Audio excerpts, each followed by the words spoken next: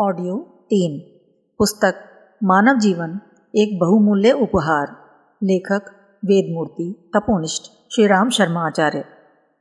जहाँ तक संभव हो सके अपनी बात संक्षिप्त और अर्थपूर्ण कहने की आदत डालनी चाहिए। इससे गलतियाँ भी कम होती हैं और वार्तालाप भी अर्थपूर्ण बना रहता है।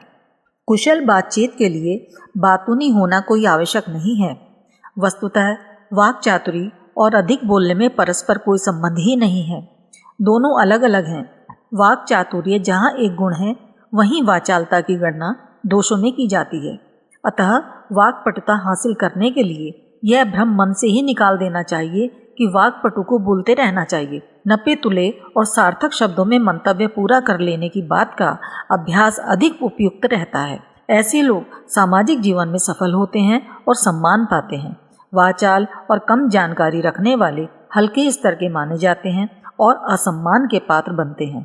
सही अर्थों में व्यक्तित्व संपन्न वे ही होते हैं जिन्हें सही समय पर सही बात बोलना आता है। टॉपिक: प्रशंसा की सृजनात्मक शक्ति। गहन अंतःस्थल में एक चेतन चिंगारी ऐसी है जो अपना सम्मान चाहती है, गौरवास्पद बनाने के लिए आकुल व्याकुल रहती है। इस तड़पन की तृप्ति जहाँ से होती है वह उसे प्रिय लगने लगती है। प्रशंसा एक प्रकार का प्रोत्साहन है, एक संदेश है जो प्राणी को साफ साफ बता देता है कि उसे किस रूप में पसंद किया जाता है। खिलाड़ियों को सिखाते समय जब शिक्षक हाँ या शाबाश कहता है तो वह उन्हें प्रोत्साहित करके उनके अंग चालन प्रक्रिया पर अपनी स्वीकृति वाली मोहर लगा देता है। उसका अधिक उपयोग करके खिलाड़ी दक्ष बनता है। प्रशंसा करने का, प्रोत्साहित करने का अवसर जब भी मिले उसे व्यक्त करने से न चूका जाए। इससे प्रशंसक की भी प्रतिष्ठा बढ़ती है। इसके अतिरिक्त इसी के बल पर अग्रिम मार्गदर्शन एवं दोष निवारण भी बन पड़ता है। प्रोत्साहन प्रशंसा शिक्षण प्रक्रिया का एक अति आवश्यक और व्यवहारिक अंग ठहरता है। चित्रकला का एक अध्यापक कक्षा में गृह कार्य न करने वाले छात्रों को लंबी लताड़ सुनाया करता था। एक दिन उसने नया प्रयोग करना इस प्रकार आरंभ किया कि जिन विद्यार्थियों ने गृह कार्य कर लिया था उनकी एवं उनके कर्तृत्व की सराहना कक्षा में की जाए। इसका परिणाम यह हुआ कि न केवल होमवर्क करने वालों की संख्या द्विगुणित हो उठी, अपितु अध्यापक भी विद्यार्थियों में और प्रिय होने लगा। संसार में सर्वथा गुणविहीन व्यक्ति कोई नहीं। तलाश करने पर बुरा लगने वाले व्यक्ति में भी कुछ न कुछ गुण मिल सकते हैं। बिना झूठ बोले भी व्यक्ति में जो प्रत्यक्ष या परोक्ष गुण दिख पड़े उसकी चर्चा कर देना अपनी सद्भावना का प्रकटीकरण है, जिससे व्यक्ति अनुकूल भी बनता है। नरम पड़ने पर, अपनी ओर झुकने पर उन परामर्शों को भी दिया और स्वीकार कराया जा सकता है जो उसके लिए उपयोगी और आवश्यक हैं। साथ ही जिन्हें चरितार्थ होने पर अपना आदर्शवादी दृष्टिकोण भी पूरा होता है। इसी संबंध में एक ऐसी नव विवाहिता का दृष्टांत रीडर्स डाइजेस्ट पत्रिका में छपा है, जिसके पति एवं ससुर दोनों ही अवसरी मिजाज वाले थे, जो प्रायः हुक्म चलाते थे। भोली भाली बेचारी पत्नी उस पर कभी भी अपनी खींच भरी प्रतिक्रिया व्यक्त न करती, किंतु जब कभी उसके पति अथवा ससुर घर के छोटे मोटे कामों को पूरा करके उसका भार बटाने जैसा कोई नेक काम करते तो पत्नी अपनी प्रसन्नता व्यक्त किए बिना और उन्हें सम्मान दिए बिना न रहती। इस तरह से उसने उन दोनों को अपने आदर्शों के अनुरूप मोड़ने में सफलता पाई। प्रशंसा, प्रोत्साहन के माध्यम से आगे बढ़ाना, ऊंचे उछालना जितना सरल है उतना और किसी प्रकार नहीं। प्रशंसा के उपरांत यह परामर्श भी दिया जा सकता है कि गेहूं में घुन की भांति कुछ घिनौनी आदतों को वह किस प्रकार त्याग कर अधिक प्रतिभा संपन्न, सज्जन, देवतुल्य बन सकता है। यदि इन्हीं दुर्गुणों के प्रति आंगुल्य निर्देश छिद्रान्वेषी ढंग से पेश किया जाता तो उससे चिढ़कर व्यक्ति में दुर्भावनाएं और गहरी जड़ जमा पाने का अवसर पा जाती हैं। सकारात्मक प्रोत्साहन द्वारा व्यक्ति के वांछित आचरण में सुधार तभी आता है जब वह कार्यावधि में ही दी जाए। उदाहरणार्थ, बच्चा जब साइकिल सीख रहा है उस अवधि में उसे बीच बीच में प्रोत्साहित करते जाना ठीक है, किंतु जब वह साइकिल चलाना सीख गया है तब भी यदि उसे शाबाश ठीक कहा जाए तो वह पागलपन सरीखा सिद्ध होगा। सीखी गई बात को बरकरार बनाए रखने के लिए यदा कदा प्रोत्साहन दिया जा सकता है। प्रशंसा प्रोत्साहन एक ऐसा सुधारात्मक आयुध है जिसकी वजह से मनुष्य ही नहीं, पशु पक्षी जैसे स्वच्छंद प्राणियों को भी सुगढ़ बनाकर उनसे काम लिया जा सकता है। न्यूयॉर्क शहर के ब्रॉन्क्स चिड़ियाघर में वार्षिक स्वच्छता अभियान के अंतर्गत एक गोरिल्ले को पिंजड़े से बाहर निकालने की कोशिशें इसलिए चल रही थीं ताकि पिंजड़ा भीतर से भली भांति साफ किया जा सके, किंतु ऐसा लग रहा था कि गोरिल्ले ने बाहर न निकलने की ठान ली थी। केले दिए जाने पर वह खाकर तुरंत भीतर घुस जाता। विवश होकर मुख्य प्रशिक्षक को बुलाया गया। उन्होंने समाधान यह सुझाया कि जब गोरिल्ला दरवाजे में बैठा हो उसकी उपेक्षा की जाए, पर जब वह स्वयं बाहर आए तो उसे भोजन देकर प्रोत्साहित किया जाए। प्रोत्साहन तो तभी दिया जाना चाहिए जब वांछनीय कार्य हो रहा है। ऐसा ही किया गया, वह वांछित प्रयोजन पूरा हुआ। वस्तुतः अभीष्ट कार्य की संभावना में पहले से प्रोत्साहन देना प्रकार अंतर से घूस देने के समान है।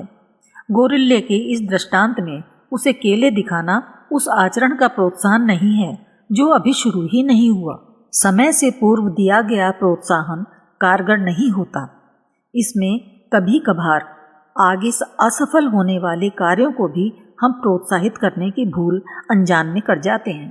प्रोत्साहन कोई भी चाहे, वह सकारात्मक प्रशंसा वाला हो या निषेधात्मक पिटाई नाराजगी वाला हो, समय से ही दिया जाए। कार्यावधि समाप्त होते होते प्रोत्साहन दे देना चाहिए। बाद का दिया गया प्रोत्साहन निष्प्रभावी ही नहीं, समस्यात्मक बन जाता है। उदाहरणार्थ, यदि किसी कलाकार से कहें कि कल वाला तो आपका अभिनय बड़ा ही बेजोड़ था, इस प्रोत्साहन का उल्टा अर्थ वह यह भी मान सकता है कि कल वाला उत्तम था और आज का निकृष्ट, जबकि कहने वाले का यह अभिप्राय नहीं था। वांछित परिणाम आते ही तुरंत ही हल्की डांट फटकार बच्चों पर अंकुश का काम करती है। बाद में डांटते रहना निष्प्रभावी होकर मात्र शोर शराबा ही उनकी निगाहों में रह जाता है। प्रोत्साहन परिवर्तनशील व सृजनात्मक होने चाहिए। एक सरीखे प्रोत्साहन अपना महत्व गंवा बैठते हैं। इसकी परख कारेन प्रायर ने डॉल्फिनों पर की है। उनका कथन है कि यदि डॉल्फिन की हर उछाल पर उसे मछली देकर प्रोत्साहित किया जाए तो वह यंत्रवत हो जाती। मछली खिलाना बंद तो कुदान भी ठप। इसकी जगह प्रोत्साहन में भी परिवर्तनशील कार्यक्रम अपनाए जाने पर डॉल्फिन वांछित आचरण करेगी। अंतरात्मा अपनी गरिमा भूलती नहीं। वह येन किन प्रकारेण स्नेह सम्मान पाने के लिए हाथ पांव पीटती रहती है। व्यक्ति में सौंदर्य सज्जा से लेकर ठाट बाट रोकने और सस्ते प्रदर्शनों से या उपहार देकर लोगों को इसके लिए उकसाती रहती है। यह ललक लिप्सा मानवेतर प्राणियों में भी पाई जाती है।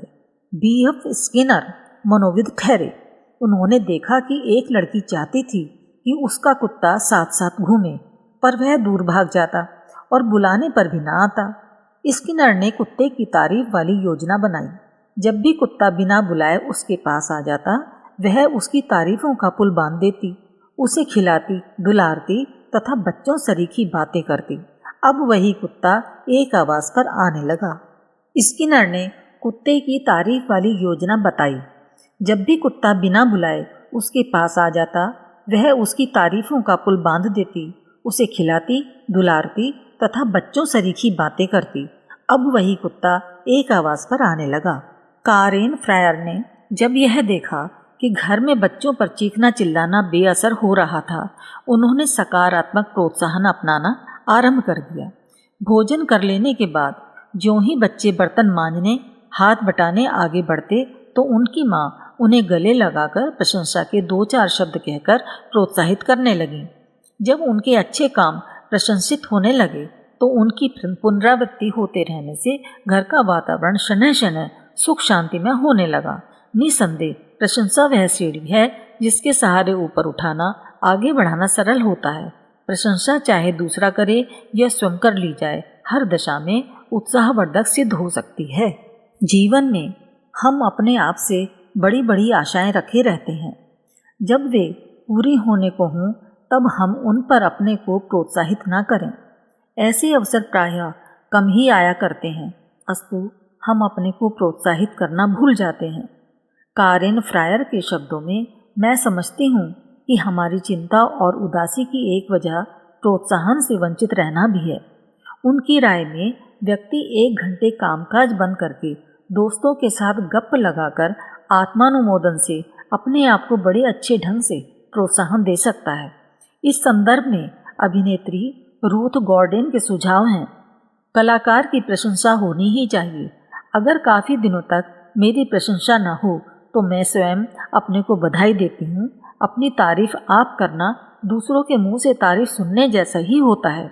कम से कम मैं इतना तो जानती ही हूँ कि यह तारीफ एकदम सही है।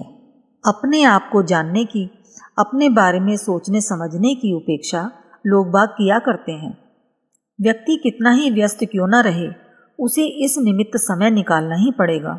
निद्रा में निमग्न होने के पहले अपने दिन भर के कार्यों का लेखा जोखा उसे लेना चाहिए। जो भी स्तुत्य कृत्य, वचन या व्यवहार नेकी के जान पड़े, उस हेतु उसे अपनी प्रशंसा प्रोत्साहन स्वयं ही कर देनी चाहिए।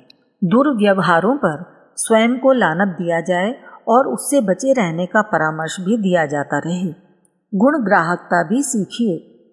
सभी चाहते हैं कि हमारे गुणों को दूसरे भी परखें, सम्मान करें। प्रशंसा के द्वारा मानव हृदय जितना आकर्षित और आंदोलित होता है, उतना और किसी प्रकार नहीं होता। प्रशंसा प्रोत्साहन का जादू सभी पर प्रभाव डालता है। वानर सीता को खोजने गए तो समुद्र तट पर जा सभी हिम्मत हार बैठे। तब जामवंत जी ने हनुमान जी को प्रोत्साहित किया, उनके गुणों की प्रशंसा की व स्मरण दिलाया। कुछ क्षण पहले तक असमर्थों की पंक्ति में बैठे हनुमान उठ खड़े हुए और समुद्र पार करने का असंभव काम कर बैठे। उदंड छोकरे शिवाजी को प्रोत्साहित कर समर्थ गुरु रामदास ने हिंदू धर्म की लाज रखने वाला बनाया। इतिहास में चमकने वाले अनेक उज्जवल रत्नों की उन्नति का श्रेय ऐसे लोगों को है जिन्होंने उनके गुणों को परखकर उन्हें बढ़ावा दिया और मानव से महामानव बनाया। नरेंद्र जैसे उद्दत किशोर को परखकर श्री रामकृष्ण परमहंस ने उसे विश्वविख्यात विवेकानंद बना दिया। गुण ग्राहक व्यक्ति ही औरों में निहित सत्प्रवृत्तियों को पुष्ट कर पाते हैं।